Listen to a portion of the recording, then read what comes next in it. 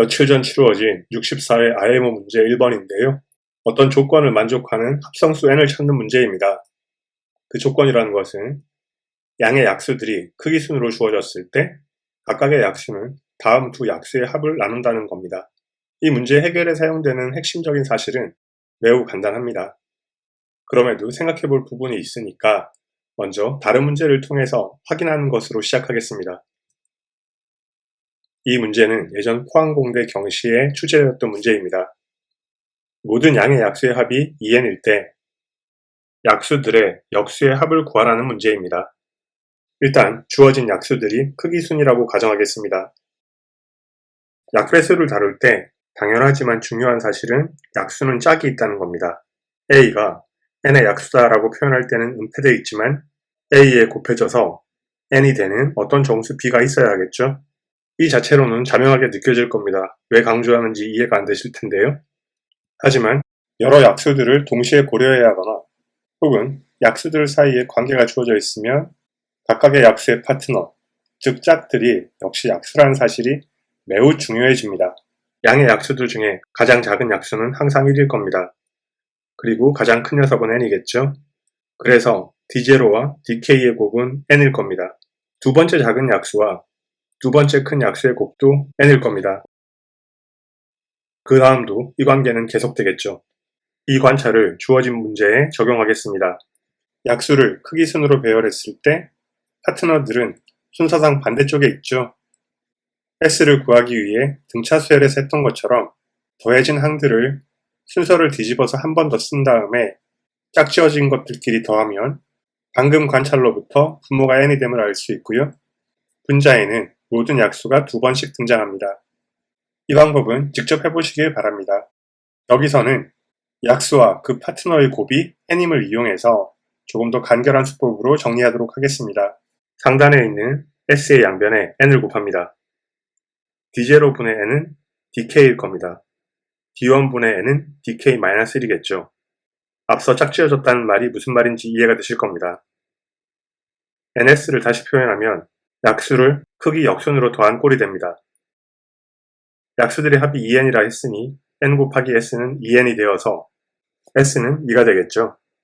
약수는 짝을 필요로 하는 개념이고 약수들의 성질은 그 짝이 되는 약수들에도 영향을 미칩니다. 이걸 기억하고 본 문제로 돌아가겠습니다. 쉬운 관찰로 시작하죠. D0는 1이니까 다른 모든 약수를 나눌 겁니다. 특히 D1도 나눈다고 할 수 있겠죠. 비슷하게 dk는 n이므로 다른 모든 약수의 배수입니다. dk-1은 당연히 dk를 나눌 수 있습니다. dk-2 역시 n인 dk를 나눌 겁니다. 문제의 조건에서 dk-2는 dk-1과 dk의 합을 나눕니다. 두 배수의 합과 차는 여전히 배수니까 우변 두 식의 차 dk-1은 dk-2의 배수입니다. 여기서가 중요한데 앞서 강조해둔 것처럼 약수들 사이의 관계는 파트너들 사이의 관계로 연결됩니다. 그걸 확인해보죠. 방금 얻은 dk-2가 dk-1의 약수이다는 다르게 표현하면 d2분의 n이 d1분의 n의 약수란 얘기고요. 식을 정돈해서 d1이 d2의 약수이다는 사실을 얻을 수 있습니다.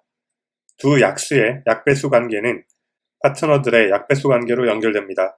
순서가 바뀐 채로 말이죠. 이 사실은 반복적으로 사용될 겁니다. 현재까지 큰 약수들 dk-1과 dk-2의 관계에서 왼쪽의 작은 약수 d1, d2의 관계를 얻었습니다. 방금 얻은 관계에 문제의 조건을 또다시 적용합니다. 두 우변은 d1의 배수들이니까 둘의 차 d3는 d1의 배수가 됩니다. 그럼 이것은 왼쪽에서 강조해 두었던 것처럼 dk-3이 dk-1의 약수임을 의미하기도 합니다. 다시 작은 약수들에서 큰 약수들의 관계를 얻었고요. 계속 반복합니다. 주어진 조건을 또 쓰고 또다시 관계를 얻을 수 있죠. dk-3이 dk-2의 약수가 되었습니다. 대충 감이 잡히셨을 겁니다. 왼쪽과 오른쪽을 번갈아 가면서 차례로 앞에 있는 수가 다음 수의 약수가 된다는 사실을 보이고 있습니다. 만약 모든 위치에 대해서 앞의 수가 다음 수의 약수라면 배수의 배수는 역시 배수이므로 이웃하지 않았다고 하더라도 왼쪽에 있는 수들은 오른쪽에 있는 수들의 약수가 돼야 할 겁니다. 현재까지의 논의는 관찰을 설명한 것이니 이해가 되었다 손 치더라도 정리할 필요를 느낄 겁니다. 정리를 해보죠. 증명해야 될 주장은 약수들을 크기 순으로 나열하면 이웃한 두 수는 약배수 관계가 성립한다는 것이었습니다. 증명은 기류법을 이용할 거고요. 결론을 부정해서 앞의 수가 다음 수를 나누지 못하는 경우가 있다고 가정합니다. 그 중에서 최소의 나이를 생각할 수 있겠죠. 이 가정을 격식을 갖추어서 쓰면 이렇게 될 겁니다. i를 최소라 했으니 그 이전까지는 앞의 수가 다음 수를 나눌 수 있는 겁니다. 공간이 부족해서 쓰진 않았지만 d0는 1이므로 di가 될 수가 없고요.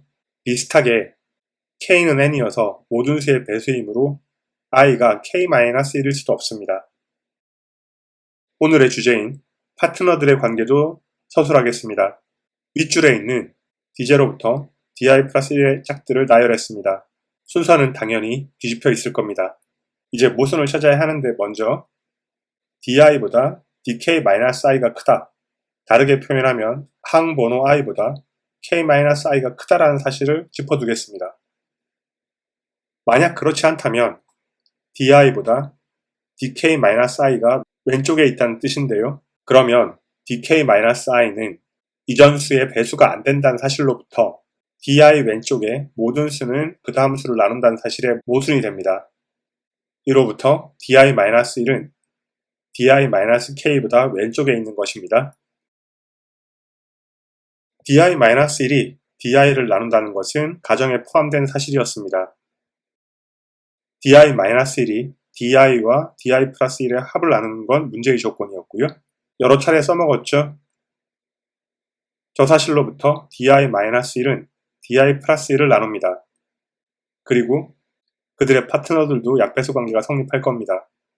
이제 마지막으로 문제의 조건을 한 번 더 쓰고 두 사실을 결합하면 k-i 플러스 1번째 항이 k-i번째 항을 나누게 되는데 모순이 보이실 겁니다. di가 di 플러스 1을 나누지 못하면서 생긴 최초 과정과 방금 얻은 결과는 양립할 수가 없겠죠. 주장을 증명했으니 마무리만 남았습니다. 앞서도 짧게 언급했지만 다시 한번 요약하면 우리가 찾고자 하는 n은 약수들을 크기 순으로 나열했을 때 앞의 수가 뒤의 수를 나누어야 합니다. 그런데 앞의 수가 뒤의 수를 나누면 왼쪽에 있는 항은 이웃하지 않더라도 모든 오른쪽 수를 나눌 수 있습니다. d1을 예로 생각해보면 d1은 d2를 나누고 d2는 d3를 나누므로 d1은 d3를 나눕니다. 비슷하게 오른쪽 모든 항을 나눌 수 있겠죠. 같은 방식으로 d1, d2, d3 모두 오른쪽에 있는 항들은 나눌 수 있는 겁니다. 증명한 명제의 뜻을 명백히 했으니 이제 그런 n은 소인수가 하나여야 할 겁니다. 6을 예로 들어보죠. 6에는 2와 3, 소인수인 약수들이 있습니다. 2는 3보다 작지만 3을 나누진 못하죠. 위에 있는 관계가 성립하지 않는 겁니다. 6뿐만 아니라 소인수가 2개 이상인 모든 합성수는 소인수끼리 약배수가 될 수 없으므로 위의 관계를 만족시키지 못합니다. 최종적으로 n은 p의 이승 형태여야 합니다. p는 소수고요. 문제에서 요구하는 건 합성수니까 2는 2 이상이어야 할 겁니다. 영상은 여기까지입니다. 수고하셨습니다.